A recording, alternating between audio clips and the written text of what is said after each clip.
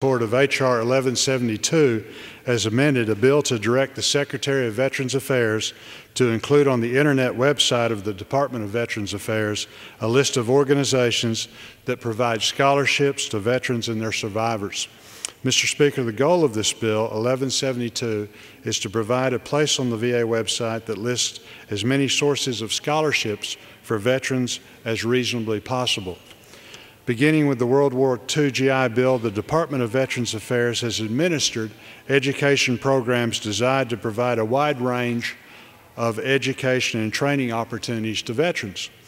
Over the years, that mission expanded to include veterans, dependents, and survivors. Since World War II, the number of degree-granting institutions and non-degree training schools has significantly increased.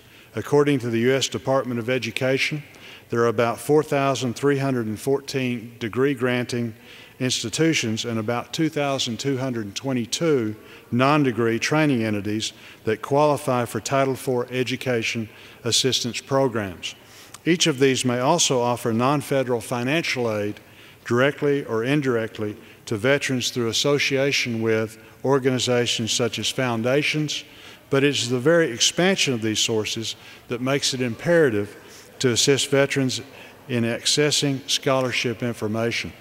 With the proliferation of schools, the rapidly increasing cost of education and training, and the sources of potential financial assistance for veterans, there is a need for a centralized source of financial assistance where a veteran can find links to at least some of the aid available. For example, an Internet search for veteran scholarships yielded 8,570 sources of information. Mr. Speaker, I believe that the VA should also include sources of financial assistance for dependents and survivors if providers of such financial aid notify VA about the availability of such assistance.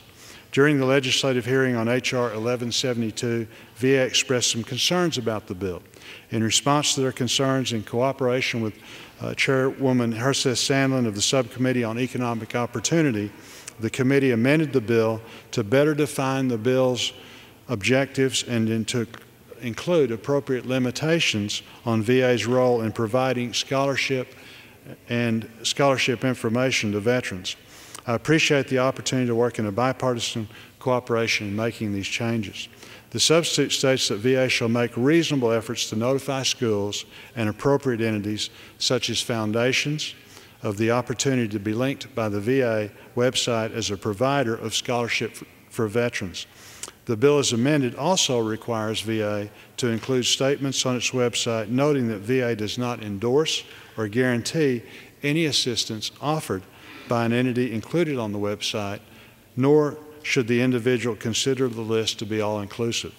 Finally, the amended bill sets an effective date of June 1, 2010 to enable VA to concentrate on getting the new post-9/11 GI Bill up and running, which is so important, before adding to their workload. I believe this bill's provisions will help veterans identify scholarships intended for their use. I urge my colleagues to support the bill and reserve the balance of my time. The gentleman reserves. Gentleman from California. I'd like to recognize the gentlelady from South Dakota for as much time